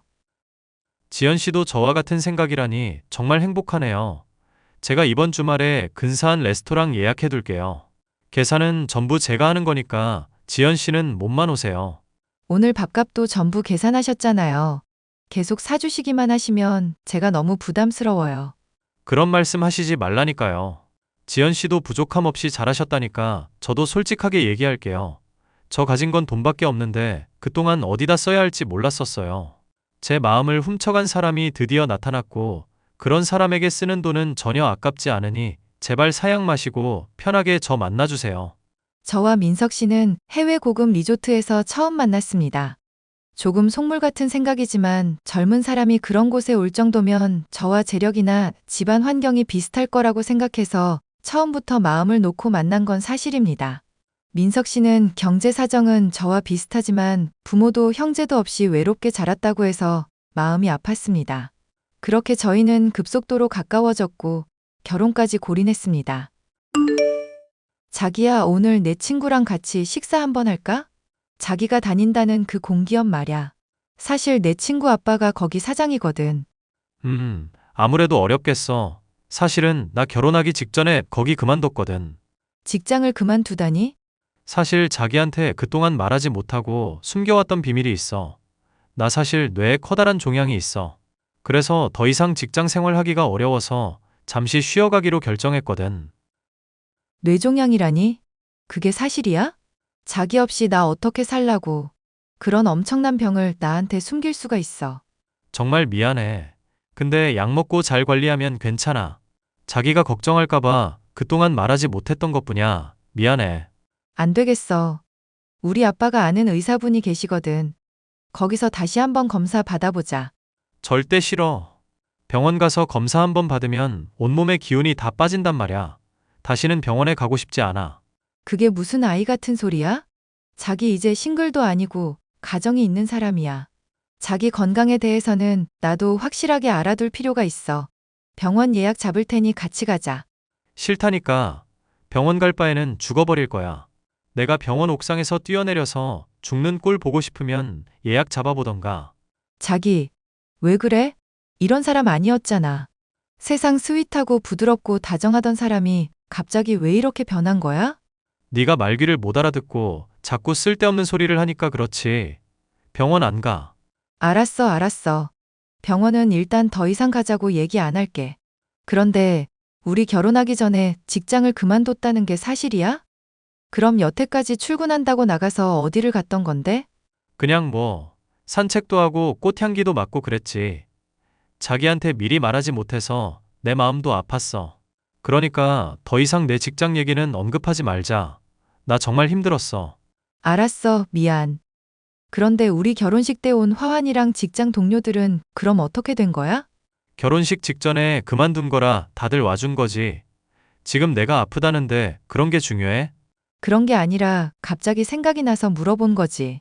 자기랑 이런 얘기하면 나 머리 아파. 나 쉴 거니까 연락하지 말아줘.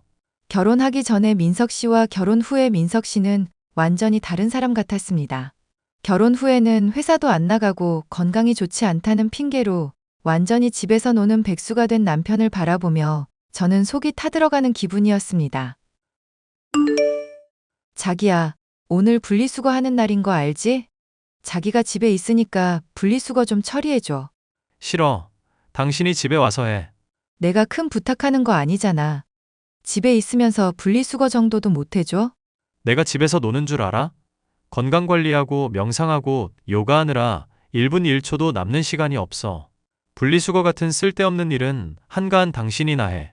그동안 참고 참았는데 내가 진짜 한마디만 할게. 당신 방이랑 당신이 지나간 자리들 돼지우리보다 더 더러워. 집에 있을 거면 인간적으로 청소는 해야 하는 거 아냐?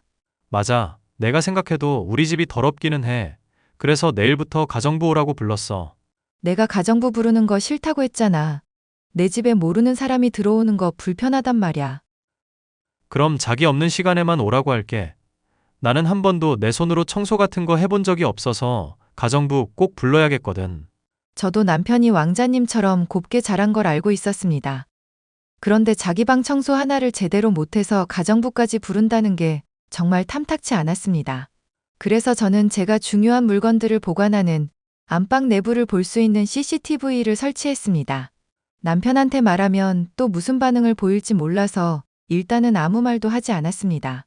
어차피 남편은 안방에서는 잠만 자고 본인의 서재에서 대부분의 시간을 보내기 때문에 굳이 남편한테 말할 필요는 없다고 생각했습니다. 여보, 가정부로 오는 소연 씨 말야.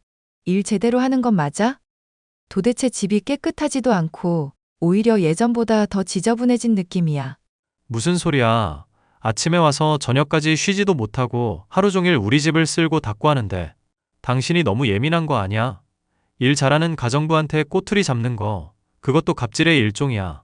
창틀에 먼지가 가득하고 욕조에는 여전히 물때가 끼어 있잖아. 돈을 주고 사람을 불렀으면 이 정도 청소는 해주는 게 맞는 건데. 아무리 생각해도 소연 씨는 일을 잘 못하는 것 같아. 다른 사람으로 바꿔야겠어. 절대 안 돼. 내가 대신해서 열심히 청소할 테니까 바꾸지 마. 자기가 웬일이야? 아무튼 집안일은 내가 알아서 할 테니까 자기는 가만히 있어. 여자의 촉이라고 할까요? 저는 순간적으로 이상한 생각이 들어서 안방 CCTV 녹화 화면을 돌려봤습니다.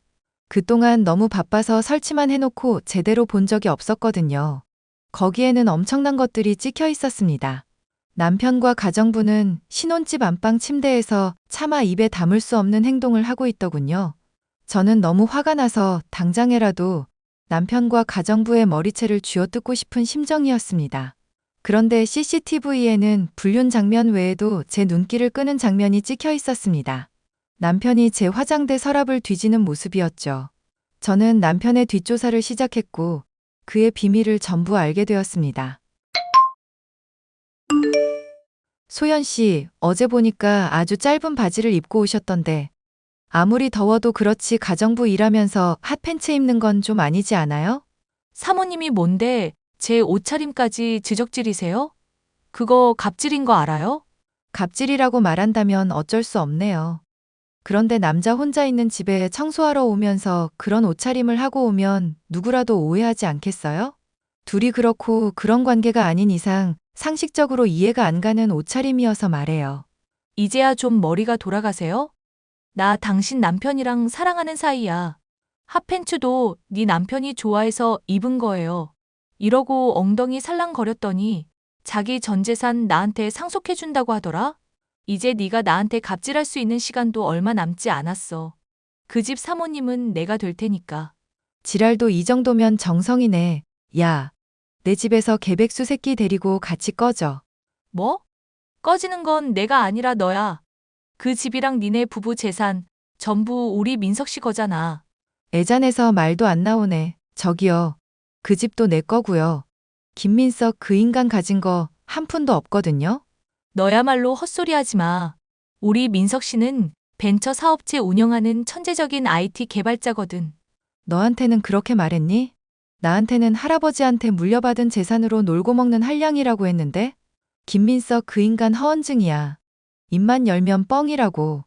너한테는 지가 뇌종양이라는 헛소리는 안 했나 보네? 그건 모르는 소리고 부인이 불임이라 곧 이혼할 거라면서.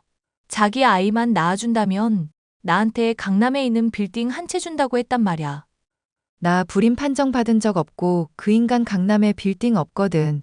빌딩은커녕 그동안 내 앞에서 부자인 척 하느라 사용한 사채빚만 수억 원이야. 나 그 새끼랑 이혼할 건데 너 같은 멍청한 애가 불륜이라는 건덕지까지 만들어줘서 참 고맙네. 이혼 소송이랑 상간녀 소송 둘 다 걸어버릴 거니까 법정에서 보자고. 내 앞에서 불쌍한 척해도 소용없어. 내 입장에서는 김민석이나 너나 다 똑같은 가해자거든. 아무것도 모르고 속아서 결혼한 내가 불쌍하지. 유부남 꼬셔서 팔자 고쳐보려고 핫팬츠 입고 엉덩이 흔든 너는 하나도 안 불쌍해. 그니까 내 앞에서 피해자인 척 하지 말고 꺼져. 저는 변호사를 선임해 남편에 대한 이혼 소송을 진행했습니다. 알고 보니 그가 한 말은 전부 거짓이었습니다. 할아버지에게 물려받은 재산도 없었고 공기업에 다녔다가 뇌종양 때문에 그만뒀다는 것도 뻥이었습니다.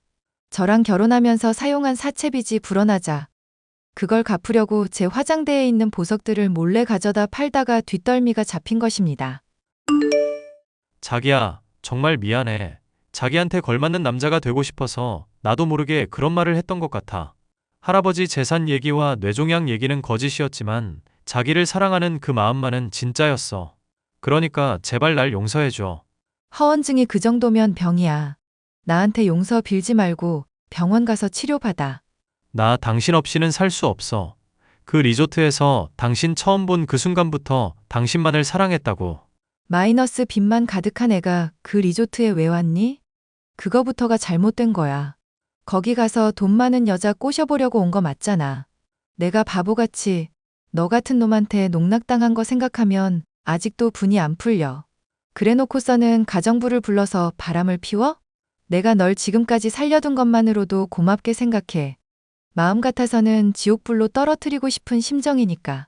가정부 일도 전부 다오해야. 걔가 일부러 야시시한 옷 입고 와서 날 꼬신 거라고. 나는 선량한 피해자야. 네가 선량한 피해자인지 아닌지는 판사님께서 판단을 해주시겠지. 더 이상 너랑 말 섞기 싫으니까 법원에서 보자. 너 같은 정신병자랑 더 이상 말해봐야 내 정신만 피폐해지는 기분이야.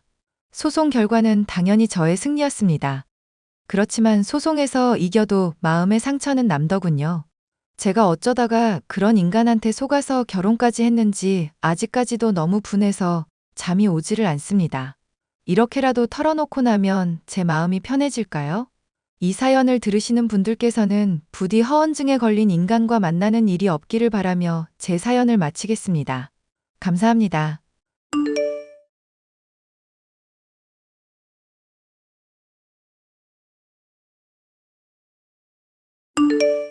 안녕하세요. 저는 스페셜 레터링 케이크 전문점을 운영하고 있는 30대 여성입니다. 여자 혼자 가게를 운영한다고 하면 진상 손님들 때문에 골머리를 썩지는 않을까 걱정해 주시는 분들이 많은데요. 저는 이미 제 인생 최고의 진상을 겪어봤기에 어떤 이상한 사람을 만나도 절대 놀라지 않는 경지에 이르게 되었답니다. 저의 멘탈을 돌보다 단단하게 만들어준 그 인간들, 전 남편과 전시모에 대한 이야기를 들려드리고 싶어서 이렇게 사연을 보내게 되었습니다. 우리 엄마한테 다달이 용돈 드리기로 했어. 불만 없지? 있어도 아무 말 하지 마. 내가 이미 그렇게 결정했으니까. 나한테 상의도 없이 어머님 용돈 문제를 결정하는 게 어딨어? 도대체 얼마나 드리려고 하는데? 달에 30만 원? 너는 우리 엄마가 걔보다 못하냐? 옆집 걔한테 용돈을 줘도 30보다는 많이 주겠다. 무슨 그런 말이 다 있어? 걔보다 못하다니 그럼 도대체 얼마나 드리려고 하는 거야? 깔끔하게 달에 200씩. 당신 진심이야? 우리 아파트 대출금도 갚아야 하는 거 잊었어? 월에 200만 원이 남지도 않는데 도대체 어떻게 용돈을 드리겠다는 건지 모르겠어. 너는 그렇게 머리가 안 돌아가냐? 마이너스 통장 뒀다가 어디다 쓸래? 그거는 비상용으로 사용해야지. 어머님 용돈 드리겠다고 마이너스 통장 쓰는 거 도저히 이해가 안 돼. 네 머리로 도대체 뭐가 이해가 되겠니? 아무튼 결정한 거니까 그렇게 알고 따르도록 해. 내가 진짜 치사해서 이 말은 안 하려고 했는데 당신 우리 부모님한테 명절에 10만 원 드리는 것도 아까워하면서 어떻게 어머님한테는 그렇게 관대할 수가 있어? 얘가 진짜 험한 말 나오게 하네. 야, 친정이랑 시댁이랑 같냐? 그리고 니네 집에서는 용돈 필요 없다고 먼저 말씀하셨잖아. 우리 엄마는 용돈 받고 싶다고 했거든. 니네 집에서 먼저 거절한 걸 왜 나한테 따지고 난리야. 저는 더 이상 할 말이 없었습니다. 저희 부모님은 저희 부부가 잘 살기를 바라는 마음에서 준다는 용돈도 다 거절하고 저희가 찾아갈 때마다 외식값도 다 내주시고 음식도 한 보따리 싸주시고는 했습니다.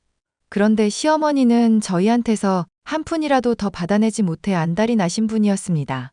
제가 보기에 절대 경제적으로 어렵지 않으신데도 용돈을 200만 원이나 요구한다는 건 상식적으로 이해가 가지 않았고, 그걸 고지곳대로 따르고 있는 남편의 행동도 어이가 없었습니다.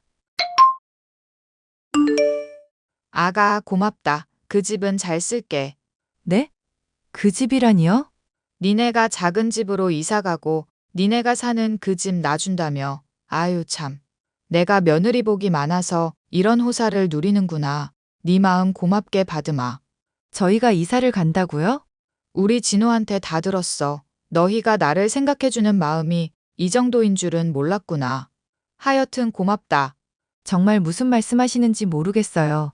저 빼고 진호 씨랑 어머니랑 두 분이서 무슨 얘기를 나누셨는지 모르겠지만 저는 동의한 적 없으니 그런 줄 아세요.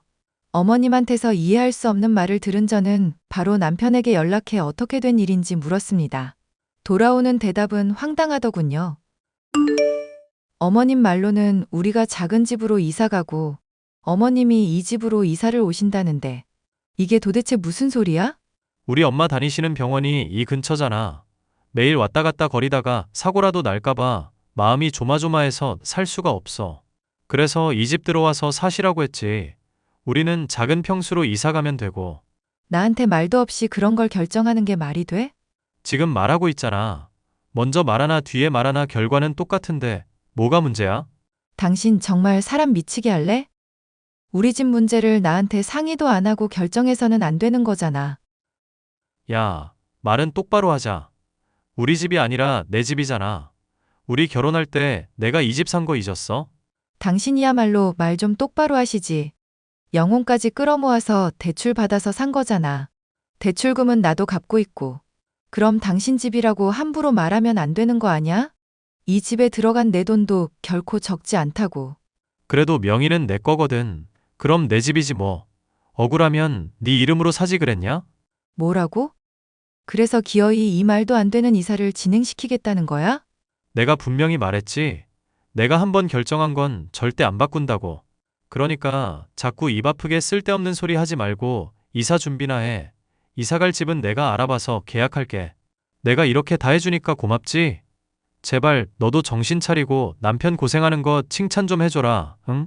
이런 짓을 벌여놓고도 칭찬을 바라는 게 제정신이냐? 너 정말 어디 모자란 거 아냐? 너 그게 지금 고생하는 남편한테 할 소리야? 이게 오냐오냐 하니까 끝도 없이 기어오르네. 저희의 감정의 골은 더 이상 봉합될 수 없는 지점에 이르렀습니다. 뻔뻔한 시어머니, 제멋대로의 몰상식한 남편. 저는 그 두 사람한테 몇 년 동안 시달리다가 결국 참지 못하고 이혼을 결정하게 되었습니다. 이혼 후에 저는 회사를 그만두고 칩거하다가 뭐라도 해봐야겠다는 생각이 들어 베이커리 관련된 수업을 들었습니다. 제가 그쪽 분야에 소질이 있다는 걸 안 부모님의 지원으로 수도권 근교에 작은 레터링 케이크샵을 차렸습니다. 민정아, 가게는 잘 돼가니? 네, 저 엄청 바빠요. 한번 주문했던 고객이 또 재주문하는 경우가 많아요. 제가 만든 게 너무 예쁘대요. 정말 다행이구나. 우리 딸이 이렇게 소질이 있는 줄은 미처 몰랐네. 다음 달부터는 월세 제가 낼게요. 더 이상 가게 월세까지 주지 않으셔도 돼요. 여기 가게 주인이 제가 이혼하고 나서 혼자 가게를 운영하는 걸 알았는지 월세를 더 깎아주겠다고 했거든요. 정말 좋은 분이시구나. 가게 계약할 때 보니까 인상도 참 좋던데. 그 후로 몇 번 만나보기는 했니? 본인 직업이 따로 있고 이 건물은 부모님이 물려주신 거래요. 그래도 가끔씩 와서 건물 관리하고 세입자들 고충도 들어주고 그래요. 옆 가게 언니 말로는 사람 진짜 괜찮다고 하더라고요. 엄마가 봤을 때는 말이야. 그 사람 너한테 관심이 있는 것 같아. 널 보면서 계속 싱글벙글 하던걸. 게다가 본인이 나서서 월세까지 깎아주겠다니. 이게 보통 애정이니? 아니에요. 그 사람도 전 부인한테 완전히 질려서 이혼했더라고요. 저도 그 사람도 더 이상 다른 사람 만날 에너지 자체가 없어요. 지금은 돈 버는 일이 제일 중요하다고요. 엄마한테 그렇게 말은 해놨지만 사실 가게 건물주인 성현 씨와 저는 조금 애매한 관계에 놓여 있었습니다. 둘 다 서로를 보자마자 한눈에 반했지만 첫 번째 결혼이 실패로 끝났다는 아픔을 공유하고 있어서 누구도 선뜻 서로에게 다가가지 못하는 상황이었죠. 민정 씨, 내일 가게 휴무일이죠? 시간 괜찮으시면 근교로 드라이브 가실래요? 제가 경치 좋은 곳으로 안내해 드리겠습니다. 어머, 제 가게 휴무일도 기억하고 계세요? 그럼요. 민정 씨 쉬는 날에 제가 힐링시켜 드리려고 얼마나 많은 준비를 했는데요. 가게가 잘 되어서 좋기는 하지만 그만큼 힘들어 하시는 게 보이니까 제가 어떻게든 힐링 타임을 드리고 싶었어요. 말씀만으로도 감사해요. 그치만 저랑 단둘이 시간 보내는 게 혹시 불편하신가요? 그렇다면 언제든 편하게 거절해 주세요. 저는 민정 씨가 편하고 행복하기를 바래요. 아니에요. 오히려 그 반대예요. 성현 씨랑 있으면 편하고 좋아요. 그렇지만 저희 관계가 아무래도 건물 주인과 세입자 관계이기도 하고요. 성현 씨도 그렇지만 저도 이혼한 적이 있으니까요. 다른 사람들이 어떻게 볼지도 걱정이고요. 그런 거라면 일단 이번 한 번만 절 만나주세요. 만나서 제가 꼭 드리고 싶은 말씀이 있어요. 그날 저희 둘은 만나서 시간 가는 줄 모르고 깊은 대화를 나눴습니다. 저희 둘 다 서로를 좋아하고 있었지만 현실적인 문제 때문에 서로를 피하고 있었을 뿐이었다는 것을 알게 되었죠. 저희는 진지하게 만남을 이어가게 되었고 결혼 얘기가 오고 가게 되었습니다. 그때 생각지도 못했던 사람에게 연락이 왔습니다. 아가, 우리 진호 소식 들었니? 소식 들었으면 나한테 연락을 해야지. 너는 어떻게 된 애가 이렇게 정이 없니? 소식은 들었는데요. 제가 왜 어머님께 연락을 해야 하는지 모르겠네요. 우리 아들이 빚을 지고 해외로 튀었는데도 너는 내 생각도 안 했단 말이니?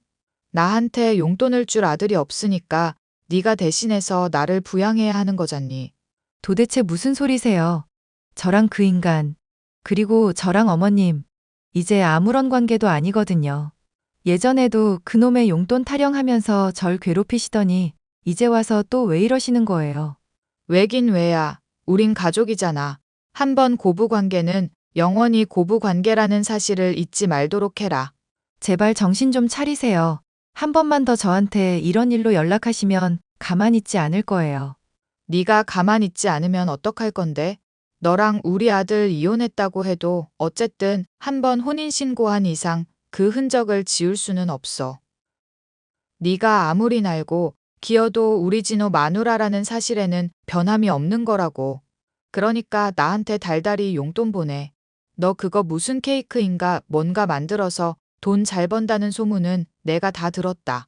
이혼하고 나서 저 힘들게 살 때는 아는 체도 안 하고 무시를 하시더니 제가 가게 차리고 돈 번다는 소리 들으니까 욕심 나셨나 보죠? 꿈 깨세요. 제가 남는 돈이 있어도 걔한테 주고 말지 어머님한테는 안 드리니까요. 이런 싸가지 없는 거사. 저는 전 시어머니 번호를 차단해버렸고 그 후로는 연락이 오지 않았습니다. 저와 성현 씨는 지인들만 불러서 조촐하게 결혼식을 올렸고 행복한 나날을 보냈답니다. 자기야, 내가 예전부터 생각해오던 게 있는데 아무래도 지금 그 일을 해야 할 것 같아. 무슨 일인데 그래? 내가 가진 그 건물 있잖아. 자기 가게 있는 곳, 그거 자기한테 넘겨주고 싶어. 내 결혼 선물이라고 생각하고 받아주라. 결혼 선물로 건물이라니. 너무 부담스러워. 나 그런 거 바라고 자기랑 결혼한 거 아니란 말야. 자기 성품이야 내가 잘 알지. 그런데 오래전부터 생각해오던 거였어. 정말로 내 인생의 반려자를 만나게 되면 꼭 그걸 주고 싶었거든. 자기는 마침 거기서 가게도 운영하고 있으니까 자기만큼 적임자가 없어. 자기 마음은 고맙지만 정말 너무 갑작스러워. 어렵게 생각하지 마. 지금처럼 가게 운영하면서 건물 관리까지 한다고 생각하면 되는 거니까. 서류 작업은 내가 전부 다 처리할게. 그렇게 저는 생각지도 못하게 건물주가 되었습니다. 남편 잘 만나서 팔자 폈다는 소리를 듣기가 싫어서 저는 제가 남편의 건물을 넘겨받았다는 얘기를 누구에게도 하지 않았습니다. 그런데 도대체 어디서 소문을 들은 건지 기대하지도 않았던 사람에게서 연락이 왔습니다. 며느라, 이번에 건물 샀다며 알들살들 열심히 살더니 정말 축하한다. 누구신데 저를 그렇게 부르세요? 나다, 네 시어머니. 네가 용돈을 안 줘서 그동안 정말 힘들게 살았단다. 하지만 다 지나간 일이니 내가 넓은 마음으로 용서하마. 그 대신 그동안 밀린 용돈은 안 줘도 되니깐 네가 가진 건물 1층은 나한테 다오. 우리는 한 가족인데 그 정도는 해줄 수 있는 거잖니? 이혼한 지 5년이 넘었는데 무슨 소리세요? 당신은 제 시어머니가 아니고 저랑 아무 관계도 없는 사람이잖아요. 너 내가 한 말을 잊었니? 한 번 가족은 영원한 가족이야. 우리 아들은 이제 나를 버렸는지 연락조차 없구나. 이 하늘 아래 가족은 너랑 나밖에 없는 거라고. 아닌데요? 저는 새로운 가족이 생겼거든요. 뭐? 저 이미 재혼했어요. 제가 가진 그 건물이요. 제가 산 게 아니라 남편이 넘겨준 거예요. 저한테서 있는 돈 없는 돈 전부 뽑아가려고 혈안이었던 이진호 그 인간하고는 차원이 다른 사람이죠. 너 감히 나한테 말도 없이 재혼을 해? 그 결혼 인정 못해. 너는 영원히 내 가족이야. 웃기고 있네. 당신, 내가 건물 가진 거 어떻게 알았어? 설마 내 미행했어? 내가 한가하게 네 미행을 할 사람처럼 보이냐? 얼마 전부터 이상한 차 한 대가 날 따라다닌다고 느꼈거든. 그런데 그게 설마 당신일 줄이야. 아들이 빚지고 해외로 도망가고 당신 가진 돈도 떨어지니까 어떻게든 나한테서 뜯어가려고 생각한 거야? 정말 어이가 없네. 난 이혼한 그 순간부터 당신이랑은 아무 관계 없는 사람이야. 한 번만 더 나한테 연락하면 경찰에 신고할 거니까 그렇게 알아. 착하고 예쁜 민정아. 우리 예정을 생각해서라도 어떻게 안 되겠니? 건물 1층을 주는 게 무리라고 생각되면 가게 자리 하나만 줘. 그 정도는 충분히 해줄 수 있잖아. 돈 생기면 걔한테 줄지언정 당신한테는 못 준다고 했죠? 가게 자리가 남아서 먼지가 천장까지 쌓이는 한이 있어도 당신한테 주지는 않을 거니까 헛소리 하지 말고 제 인생에서 제발 사라지세요. 안 그러면 남편한테 말해서 아주 험한 꼴 보게 할 거니까요. 들리는 얘기로는 전 남편이 저와 이혼한 이후 시모의 재산까지 가져다가 전부 어딘가에 몰빵 투자를 했고 그게 잘못돼서 시모의 경제 상황이 크게 나빠졌다고 합니다.